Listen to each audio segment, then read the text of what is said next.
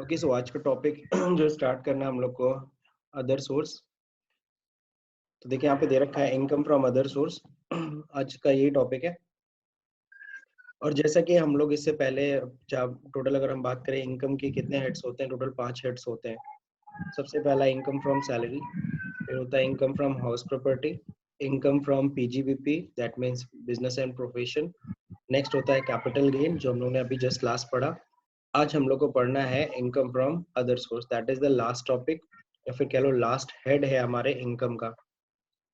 तो अगर हम लोग नॉर्मली अगर कहें कि अदर सोर्स की इनकम में कौन सी इनकम आएगी सॉरी, अदर सोर्स में कौन सी इनकम आएगी, तो सिंपली आप लोग को इतना बोला जा सकता है कि भाई देखो, कोई भी इनकम जो ऊपर के 5 हेड में नहीं आ सकती है, 4 हेड में नहीं आ सकती, सॉरी, जैसे कि ना तो वो सैलरी इनकम है, ना तो वो हाउस प्रॉपर्टी इनकम है, ना तो पीजीबीपी है, ना तो कैपिटल गेन है। तो जाहिर सी बात है वो किस इनकम में आएगी, वो अदर सोर्स में आएगी। बहुत ही सिंपल सा है। रेजिडुअल। हाँ, देखो यहाँ पे लिखा भी है, दिस इज द थोड़ा सा जूम कर देता हूँ, जूम ऐप पे जूम कर दे रहा हूँ। अब देखिए यहाँ पे लिखा, this is the last and residual head of income when an income is not chargeable under any income, okay, any head लिख दो, it is chargeable under the head of income from other source. The following incomes are always taxable under the head of income from other source. ठीक है, अब देख लो इस तरह के ये सारी इनकम है जो अदर सोर्स में मेजरली आने वाले हैं। जैसे कि डिविडेंड इनकम, अगर डिविडेंड सब लोग को पता है, अगर हमने शेयर मार्केट में पैसा इन्वेस्ट कर रखा है, ओके, तो शेयर कंपनियां क्या करती है, हर साल के एंड में हमें हर साल के एंड में हमें डिविडेंड बांटती है, यानी प्रॉफिट में हमें हिस्सा देती है। तो जो प्रॉफिट में जो हिस्सा मिलता है वो हमारी अदर सोर्स की इनकम है। Dividend from Indian company is not taxable, लेकिन इस चीज का भी ख्याल रखिएगा, अगर हमें इंडियन कंपनी से कोई भी डिविडेंड मिलता है तो पूरी तरह से एग्जेम्प्ट है। बीच में गवर्नमेंट ने उस पर टैक्स लगाया था बट उसको हटा लिया गया। ठीक है तो जो भी डिविडेंड है, ठीक है ना, dividend from Indian company is not taxable. Deemed dividend from an Indian company or dividend from foreign company is taxable in the hand of shareholders. अगर कोई डीम्ड इनकम है, मानी गई डिविडेंड, यानी कि उसको दिया जा रहा है डिविडेंड की तरह ही, लेकिन मतलब डिविडेंड का नाम ना दे करके किसी और नाम से दिया जा रहा है, लेकिन है वो डिविडेंड ही, यानी कि उसको छुपा करके दिया जा रहा हो कोई डिविडेंड, या फॉरेन कंपनी के शेयर में आपने इन्वेस्ट किया है और उसमें आपको अगर डिविडेंड मिल रहा है तो वो पूरी तरह से टैक्सेबल है अदर सोर्स में। लेकिन एक सबसे अच्छी चीज है, इंडियन कंपनी जैसे टाटा कंपनी, रिलायंस कंपनी, अगर आपने इनके शेयर्स ले रखे हैं, ठीक है, और अगर उस पर अगर आपको डिविडेंड मिलता है तो वो पूरी तरह से एग्जेम्प्ट है, उस पर कोई टैक्स नहीं देना है। तो सिंपल सा अगर आपसे अगर पूछा जाएगा डिविडेंड इनकम कहाँ दिखाना है, तो सीधा सीधा अदर सोर्स। लेकिन जब हम लोग डिविडेंड की बात करेंगे तो ये चीज भी आपके दिमाग में रहना चाहिए कि अगर हमें डिविडेंड कहाँ से मिल रहा है, अगर डिविडेंड हमें मिल रहा है इंडियन कंपनी से तो पूरी तरह से क्या है, एग्जेम्प्ट है। अगला अगला point, winning from lottery etcetera, lottery, horse race, crossword puzzles you can say. तो अगर एनी विनिंग फ्रॉम लॉटरी, अगर आपने लॉटरी खेली या फिर crossword puzzles, race including horse race, card game, other games of any sort of gambling और betting, यानी कि सट्टे से अगर कोई अगर फायदा अगर आपको मिल रहा है, गैम्बलिंग जो आपने खेला, कहने का मतलब इसको हम लोग बोलते हैं सिंपल लैंग्वेज में कैजुअल इनकम। अगर हमें कोई कैजुअल इनकम अगर होती है, ठीक है, अगर हमें कोई कैजुअल इनकम होती है तो उस कैजुअल इनकम वो भी किस में चली जाएगी, वो भी अदर सोर्स में जाएगी। तो casual income is a part of other source, ठीक है ना, तो ये अदर सोर्स में आएगा, अदर है इनकम फ्रॉम अदर सोर्स में टैक्सेबल होता है। लेकिन ध्यान रखना सब लोग को, विनिंग फ्रॉम लॉटरी में एक और खासियत मैं बता दूं, इस पे टैक्स रेट सभी को पता है, स्लैब रेट नहीं लगता। इस पे बता सकते हैं कितना परसेंट टैक्स लगता है? 30%। बिल्कुल सही, 30%। 30%। बिल्कुल सही, बिल्कुल सही। तो 30% टैक्स इस पे लगता है, सेपरेट रेट। अगला जो देखा जाए, इंटरेस्ट ऑन सिक्योरिटीज। अगर हमने सिक्योरिटीज में अगर हमने इन्वेस्ट कर रखा है, जिस लाइक बॉन्ड है, डिवेंचर है ना, इवन हमारा बैंक में एफडी एफडी है, तो उस पे भी जो हमारे इंटरेस्ट बनता है, interest on securities, interest on debentures, government securities, bonds, इन सब पे जो भी इंटरेस्ट आपको मिल रहा है, इंटरेस्ट की इनकम सीधा सीधा अदर सोर्स की इनकम होती है। हालांकि ये तो हम लोग पहले से भी जानते हैं, क्योंकि हम लोग ने पीजीपीपी पढ़ा था, पीजीपीपी में ये सब आया भी था। नेक्स्ट है अगला रेंटल इनकम। हाँ, अब रेंटल इनकम में कंफ्यूजन ना हो, इसलिए ध्यान रखिएगा। यहाँ दे रखा है rental income of from machineries. यहाँ पे हम हाउस प्रॉपर्टी की बात नहीं कर रहे। हाउस प्रॉपर्टी से जो रेंट की इनकम आती है, वो इनकम फ्रॉम हाउस प्रॉपर्टी में जाती है।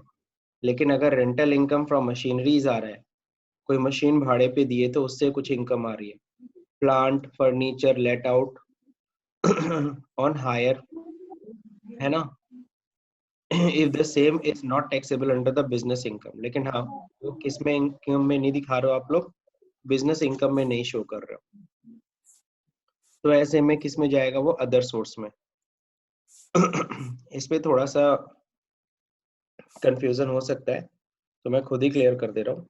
जैसे कि फॉर एग्जांपल, आप अपनी मशीनरीज को या प्लांट का फर्नीचर को रेगुलर बेसिस पे आप नहीं भाड़े पे उठाते हो।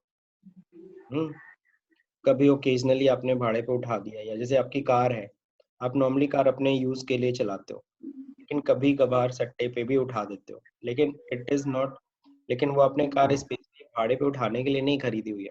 तो ऐसे में अगर उस कार से अगर कोई भाड़ा आ रहा है, तो उसको तुम किस इनकम में दिखाओगे? ऑब्वियसली अदर सोर्स में। Third sources। हम्म, लेकिन अगर तुमने अगर वो कार या जो भी जीप या फिर जो भी कमांडर तुमने लिया था नहीं स्पेशली सट्टे पे या इस तरह के भाड़े पे उठाने के लिए, तब तो वो तुम्हारा पीजीबीपी होना चाहिए। तो अगर पीजीबीपी दिखा रहे हो तब तो ठीक है, अगर पीजीबीपी नहीं दिखा रहे हो तो उसे अदर सोर्स की इनकम में आप दिखाइए। ठीक है, अगला टॉपिक, अगला टॉपिक है, अगला जो है पॉइंट है वो है amount receive under the keyman insurance policy. तो कीमैन इंश्योरेंस पॉलिसी मैंने ऑलरेडी आप लोग को डिस्कस किया हुआ था। ठीक है, तो कीमैन इंश्योरेंस पॉलिसी क्या है? If the same is not taxable salary income या बिजनेस इनकम, अगर वो सैलरी इनकम में नहीं जा रहा है या बिजनेस इनकम में नहीं जा रहा, तब वो किस में डालिए आप कीमैन इंश्योरेंस पॉलिसी की इनकम, उसको अदर सोर्स की इनकम में Third डालिए। sources। तो अगला टॉपिक जो है कीमैन इंश्योरेंस पॉलिसी, सब लोग को ध्यान है ना? Yes sir। चलिए ठीक। अगला क्या है? Gift income. नहीं कि मैंने हम नहीं थे। चलो अच्छा ठीक है। सत्यम, कीमैन इंश्योरेंस पॉलिसी थे उधर। क्या हुआ? नहीं थी तो ठीक है, हम कहाँ हम कुछ कह रहे हैं। तो हंस सत्यम, रहे हैं सब लोग। नहीं नहीं, कोई नहीं, नहीं कहाँ सब कोई लोग नहीं हंस हंस रहे रहा है, हैं। कोई नहीं हंस रहा है। जो हंस रहा है वही बताएगा, खड़ा हो मत। कीमैन अब इंश्योरेंस बताओ, पॉलिसी, सत्यम बताएगा। मतलब कोई फर्म अगर अपने किसी की मैनेजरियल पर्सनल का इंश्योरेंस कराती है तो उसको कीमैन इंश्योरेंस पॉलिसी कहते हैं। और क्या, जो उसके लिए काफी महत्वपूर्ण एसेट हो। और क्या। कुछ समझ में आया तुम्हें? नहीं। लो, अब किस तरह समझना। जैसे होता क्या है, जैसे मान लो तुम्हारी कोई कंपनी है, तुम्हारी कोई कंपनी है एक्स वाई जेड। अब तुमने अपनी कंपनी में कुछ लोगों को अपॉइंट किया हुआ है, ठीक है, जस्ट लाइक मैनेजर या कुछ ऐसे लोग। तो तुम्हारी कंपनी में 3 ऐसे लोग हैं या 2 ऐसे लोग हैं, मिस्टर राम, मिस्टर श्याम, जो कि तुम्हारी कंपनी के लिए बहुत ही इंपॉर्टेंट है, और उन्हीं की वजह से कहीं ना कहीं तुम्हारा बिजनेस चल रहा है, यानी कि वो तुम्हारे बिजनेस के की पर्सन हो गया। तुमने उनके लिए क्या किया? उनके लिए एक इंश्योरेंस पॉलिसी ले लिया, ताकि कल को कोई अगर दिक्कत हो, कल को इन लोगों में से कोई भी अगर किसी को भी प्रॉब्लम हो, कोई बार कंपनी छोड़ के जाए या फिर कह लो कंपनी से निकले या किसी की कोई डेथ हो जाए, जो भी हो, तो कम से कम हमें इंश्योरेंस पॉलिसी से कुछ पैसा मिले, जो इंश्योरेंस पॉलिसी से हम लोग क्या कर सके, जो इंश्योरेंस पॉलिसी से हमें वो पैसा मिले ताकि वो जो नुकसान हो उसकी भरपाई हो सके, या फिर उनकी बियर कर फैमिली को सकते भी हम लोग पेमेंट कर सके। सर तो ये इंश्योरेंस पॉलिसी वो XYZ मतलब अपने लिए कराती है कंपनी या फिर उन मैनेजर और फिर उन लोगों के लिए? उन पर्सन्स के लिए होता है, लेकिन एक चीज बताओ, प्रीमियम कौन भरेगा? कंपनी भर रही है, कंपनी भरेगी। भरेगी। कंपनी भर रही है। तो उसको पैसा कम किसको मिलेगा? कंपनी को। हाँ बिल्कुल सही। अब मान लो किसी की डेथ ही हो गई, मान लो एक को हम मार देते हैं, राम की अच्छा। डेथ हो गई, है ना? अब इंश्योरेंस कंपनी से कि मैंने इंश्योरेंस पॉलिसी के रूप में 2 करोड़ रुपए मिला। कितना मिला कंपनी को? 2 करोड़। अब उसमें से कंपनी 2 ने क्या करोड़। किया, कंपनी ने सोचा 2 करोड़ मिला है तो चलो ठीक है, इसमें से 1 करोड़ हम राम की फैमिली को दे देते हैं, 1 करोड़ कंपनी रख लेती है। बात समझे? क्लियर हुआ कि नहीं क्लियर हुआ? अच्छा। यस तो अगर सिंपल सी चीज यस है, सर। अगर जो कंपनी 1 करोड़ अपने जेब में रख रही है, वो क्या है? वो तो पीजीबीपी में आना चाहिए। किस इनकम में आएगा? किस पीजीपी। इनकम में आएगा? पीजीबीपी में आएगा। और जो 1 करोड़ जो कौन रख रहा है, जो उसकी फैमिली को दे दिया, तो उसके लिए तो अदर सोर्स की इनकम हुई ना। बहुत या फिर चलो अब हम बात ठीक है करेंगे सर, समझ श्याम गए। का। श्याम भी कंपनी छोड़ के जा रहा है, इससे दुखी होके श्याम भी कंपनी छोड़ के जा रहा है। तो कंपनी जा से रहा है। श्याम को क्या मिल रहा था? सैलरी। फिर कंपनी ने 20 लाख रुपए उसमें से निकाल के उसको भी दे दिया, श्याम को, कि यार तुम जा रहे हो, चलो ठीक है। उसमें सपोज 20 लाख उसमें भी शेयर कर दे रहा है, तो उसमें अगर वो शेयर कर रहा है 20 लाख रुपए, किसको मिल रहा है? श्याम को। श्याम को तो सैलरी मिल रही थी, या तो वो 20 लाख रुपए अपनी हाँ। सैलरी इनकम में दिखा दे। कौन? श्याम। हाँ। और अगर वो श्याम अगर सैलरी इनकम में नहीं दिखा रहा है तो किस नहीं में तो दिखा दे? अदर सोर्स में। अदर सोर्स में दिखा दे, दैट्स इट। अदर ठीक है। सोर्स में। इसको एक और अच्छे एग्जांपल के थ्रू हमने क्लास ठीक में है। भी डिस्कस किया था। चलो फिलहाल इतना ओवरव्यू काफी है, बहुत ज्यादा डिटेल्स में नहीं जाएंगे। ओके। नेक्स्ट आगे देखिए, हाँ सर। Gift income. ये सबसे इम्पोर्टेंट है। अगर हम लोग अदर सोर्स पढ़ रहे हैं और अगर गिफ्ट इनकम के बारे में नहीं समझते हैं तो दिक्कत है, क्योंकि यही इसमें मेजर टॉपिक है। Gift income. अगर किसी भी व्यक्ति को कोई गिफ्ट मिलता है, किसी भी पर्सन को कोई गिफ्ट मिलता है, तो लिखा हुआ है if the sum of money और property received without consideration by an individual और HUF exceeding 50,000, the whole of such amount is taxable. अगर आपको भाई गिफ्ट कैसे मिलेगा? गिफ्ट सर या तो पैसे में मिलता है, हो सकता है हमें सर पैसा मिले, और कई लोग को गिफ्ट किस रूप में मिलता है? प्रॉपर्टी के रूप में मिलता है। अब प्रॉपर्टी भी 2 तरह की होती है, कोई भी मतलब तुमको सामान भी गिफ्ट में मिल सकता है, वो मूवेबल भी हो सकता है और इमूवेबल भी हो सकता है। तो चाहे वो मूवेबल हो चाहे वो इमूवेबल हो। अब यहाँ लिखा है विदाउट कंसिडरेशन, का मतलब क्या होता है? मतलब वो तुम्हें फ्री में मिल रहा है, तुमको उसके लिए पैसे पे नहीं करने पड़ रहे। तुम्हें जो वो गिफ्ट मिला है उसके लिए तुमने कोई पैसे नहीं दिए। मान लो तुम्हें किसी ने बाइक गिफ्ट किया, तो बाइक में तुम्हें पैसे नहीं ना देने पड़े, तो उसको हम लोग कहते हैं विदाउट कंसिडरेशन। या फिर किसी ने तुम्हें क्या किया, कोई प्रॉपर्टी गिफ्ट किया, ओके, तो कोई फ्लैट गिफ्ट कर दिया, तो विदाउट कंसिडरेशन तुम्हें कुछ भी पैसे देने नहीं पड़े, बाय एन इंडिविजुअल और HUF, है ना? तुम्हें किससे मिल रहा है? किसी इंडिविजुअल से, जो HUF से मिल रहा है, वो भी कितने से ज्यादा की वैल्यू है उसकी? उसकी वैल्यू 50,000 से ज्यादा होनी चाहिए, चाहे वो पैसा मिले, चाहे वो कोई प्रॉपर्टी मिले, चाहे मूवेबल हो चाहे इमूवेबल, अगर उसकी वैल्यू 50,000 से ज्यादा है, the whole of such amount is taxable, तो पूरा का पूरा अमाउंट टैक्सेबल हो जाएगा। ठीक है। गिफ्ट अगर किसी से भी मिलता है, जैसे एक छोटा सा एग्जांपल समझो। तुम्हारा बर्थडे था, तो हमने बर्थडे में बहुत सारे मेहमानों को बुलाया था। अब सारे मेहमान लोग तुम्हें गिफ्ट दिए हुए, लिफाफे। अब शाम को जब जब सब लोग चले जाते हो तो रात में तुम लोग खोलते हो ना सारा लिफाफा, काउंट कर रहे हो, तो सारा जो लिफाफे का कैश जोड़ जाड़ के कितना हो गया, सपोज करो 60,000 रुपीज हो गया, तो ये 60,000 रुपीज पूरी तरह से क्या होगा, टैक्सेबल होगा अदर सोर्स में। अब मुझे पता है तुम लोग का एक क्वेश्चन जरूर उठेगा कि सर एक चीज बताइए, वो लिफाफे में खोल रहे हैं उसमें 60,000 रुपये मिले, कौन सा हम गवर्नमेंट को बताने जा रहे हैं कि मेरे को 60,000 रुपये मिला, है ना? ये सिंपल सा क्वेश्चन है, कौन बताने जाएगा? हाँ बिल्कुल सही है, कोई नहीं बताएगा, तो जाहिर सी बात है छुपा लो, क्या दिक्कत है, तो उसको तो लोग छुपा ही लेते हैं। 60,000 का लिफाफा कहाँ मिलता है? कितना? 60,000 लिफाफा मिलता है। मुंडन तो थोड़े तो उसका। अरे चलो कुछ भी ऐसे ही बात करें, अच्छे खासे मेहमान है भाई, अच्छे लोग हैं, और क्या, अच्छा अच्छा अमाउंट दिया भाई, 100 लोग आए, मान लो एक ने 1,000 रुपए भी दिया तो हो गया ना। हाँ क्यों हम लोग की तरह 101 रुपये वाला बात सोच रहे हो? हम लोग देते हैं ना 101, 51 51 151। अच्छा 51 पे आ गए, चलो ठीक है। तो सिंपल सा गिफ्ट की बात कर रहे हैं। अभी 40 मिनट बाद फिर रनिंग आउट हो रहा है, फिर से तुम लोग ऐड हो जाना, ठीक है, जैसे ही कटेगा। 10 मिनट का सेशन अभी है।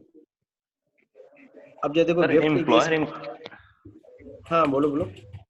सर एम्प्लॉयर एम्प्लॉय वाला जैसे रिलेशन रहता है तो 5,000 लिमिट रहती है ना? हाँ वहाँ क्या होता है, वो तो अलग चीज है ना, वो तो एग्जेम्प्ट है, 5,000 तक एग्जेम्प्ट है। 5,000 से ऊपर अगर ज्यादा देता है तो फिर वो टैक्सेबल है under the head of salary, not other source, not ठीक है। Other source. एम्प्लॉयर से मिलेगा तो सीधे सैलरी में जाएगा, वो अदर सोर्स में नहीं जाएगा। वो भी अगर उसकी ठीक वैल्यू ठीक 5,000 से ज्यादा होती है तो। अब एक चीज जो मैं 60,000 वाली बात कर रहा था, ठीक है कैश मिलता है तो आप गिफ्ट छुपा सकते हो, लेकिन अगर गिफ्ट कैश में नहीं बल्कि लोग चेक में दे रहे हो, आजकल देख ही रहो, लोग चेक से दे रहे हैं, इवन ऑनलाइन ट्रांसफर कर रहे हैं, ये सिस्टम भी चालू हो गया, ठीक है। तो अगर चेक से देगा तब तो नहीं ना छुपा पाओगे। किसी ने मान लो 51,000 का चेक ही दे दिया तो वो कहाँ छुपा पाओगे, तो फिर वो तुम्हें दिखाना पड़ेगा पूरा 51,000 रुपए ही टैक्सेबल हो गया अदर सोर्स के तहत, आपको अदर सोर्स में दिखाना पड़ेगा। प्रॉपर्टी किसी ने तुम्हें टैक्स बाइक दे कैसे दी, लगता है? स्लैब रेट के हिसाब से ना? अदर सोर्स बिल्कुल टोटल इनकम में जाएगी और अदर स्लैब रेट के अनुसार टैक्स लगेगा, बिल्कुल सही है, ठीक है। और अगर ठीक। किसी ने बाइक दे दिया तुम्हें गिफ्ट, पल्सर, मान लो पल्सर की वैल्यू कितनी है, करीबन 95,000 रुपीज है, और 95,000 रुपीज तुम्हारे लिए क्या है, जाहिर से 50,000 रुपीज ज्यादा की वैल्यू है, तो वो भी पूरी तरह से टैक्सेबल हो गया। बाकी फ्लैट देगा तो फ्लैट की वैल्यू पक्का 50,000। सर फुल अमाउंट टैक्सेबल होगा कि 50,000 छोड़कर? जी नहीं, फुल फुल। अमाउंट। देखो यहाँ पे लिखा भी है द होल, यहाँ देखो एक लाइन है, the whole of such amount is taxable, ये नहीं उसमें 50,000 माइनस नहीं करना है, ठीक है। सुरभि तुम्हारा क्वेश्चन क्लियर नहीं था, नहीं सुनाई दिया इसलिए नहीं बता पा रहा हूँ। यही था सर, ये कि 50,000 छोड़ करके या फिर पूरा? नहीं पूरा, पूरा अमाउंट, इंटायर अमाउंट, जहाँ 50,000 रुपए से 1 रुपए अधिक हुआ, the entire amount is taxable, ठीक। ठीक। तो गिफ्ट मेरे ख्याल से सबको समझ में आ गया है गिफ्ट के केस में। अच्छा गिफ्ट में एक और बात बता दे रहा हूँ, गिफ्ट अगर अपने जैसे होता है ना कि अगर गिफ्ट अगर आपको अपने रिलेटिव से मिला है, और गिफ्ट किस केस में मिला है, अगर in the occasion of marriage मिला है, तो मैरिज में अगर मैरिज। किसी को भी कितना भी गिफ्ट मिल जाए, करोड़ों रुपए का गिफ्ट मिल जाए, यू नो डावरी, है ना, तो कुछ भी कह लो, वो पूरी तरह से एग्जेम्प्ट है। मतलब अगर किसी बंदे की शादी है, शादी के ओकेजन में लाइफ में लेकिन एक बार, ठीक है, मल्टीपल मैरिज का केस नहीं लागू होता, लाइफ में सिर्फ एक बार जितनी भी जो भी मैरिज में जितना भी गिफ्ट मिलता है, चाहे वो करोड़ों रुपए का हो, वो पूरी तरह से एग्जेम्प्ट है, ठीक। सर तो केवल शादी में? हाँ सिर्फ शादी में, और वो भी वन टाइम। सर वन शादी एक टाइम? ही बार होती है। अरे ऐसा अच्छा थोड़े होता है। चलो ठीक है, आमिर खान का एग्जांपल ले लेना। चलो आगे देखते हैं हम लोग। इंटरेस्ट ऑन कंपनसेशन, सब शाहरुख खान नहीं होता। अब देखो interest on compensation, interest on compensation में जो देखिए, इंटरेस्ट रिसीव ऑन कंपनसेशन और इनहेंस्ड कंपनसेशन, तो इंटरेस्ट ऑन कंपनसेशन समझते हैं सब लोग? अगर कोई कंपनसेशन का अमाउंट है और अगर कंपनसेशन अगर आप डिले उठाते हो तो जितना डिले उठाओगे उस समय का इंटरेस्ट भी उस पर बनता है और वो इंटरेस्ट के साथ मिलता है। इसके लिए सबने एक मूवी देखी होगी, एक मूवी देखी होगी कि सबने मदारी मदारी मूवी देखी थी कि नहीं देखी थी, इरफान खान की? नहीं सर। उसमें क्या होता है कि उसका बच्चा ना वो पुल गिरता है तो टूट जाता, पुल टूटने की वजह से उसमें के नीचे दब जाता है। ठीक है, तो चूंकि इरफान खान का वही एक लौता बच्चा रहता है तो उसके में वो चला जाता है उसमें, मतलब क्या बोलते हैं उसको, मतलब मानसिक रूप में, मतलब वो एक तरफ से खो जाता है। तो इसके बाद फिर सोचता है यार कि क्यों मैं इतने मानसिक रूप से क्यों इतना बीमार हो गया हूँ। तो सोचता है मैं उन सब से बदला लूंगा। और बदला लेने के लिए वो क्या करता है, उसको पैसे चाहिए थे कि बदला लेना है तो उसको बहुत सारे मोबाइल खरीदना है, असलहा मतलब वो सब जो भी वेपन ओपन खरीदना है। तो उसके लिए वो क्या करता है, फिर जाता है वो बच्चे का कंपनसेशन लेने के लिए, क्योंकि जिसकी भी मृत्यु हुई होती है उसको उसकी फैमिली को कंपनसेशन मिलता है। तो करीबन 3 या 4 साल लग जाते हैं उसको। 3 या 4 साल बाद जब वो कंपनसेशन उठाने जाता है तो 3 से 4 साल का जो भी उसका इंटरेस्ट बना होता है उस कंपनसेशन पे वो भी उसको मिलता है। नहीं समझ में आया?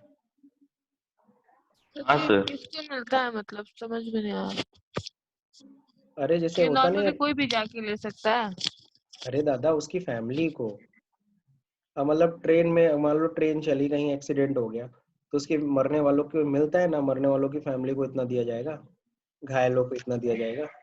घायलों अब को तुम्हारा तुम्हारे, मकान 4 लेन में निकल गया तो मिलेगा ना कंपनसेशन तो, बिल्कुल वो कंपनसेशन जितने दिन मिलेगा। बाद मिलेगा तो। हाँ, और कई बार कंपनसेशन गवर्नमेंट डिले करती है, और अगर जब डिले देती है तो उसका जो भी इंटरेस्ट होता है इंटरेस्ट के साथ देती है कंपनसेशन।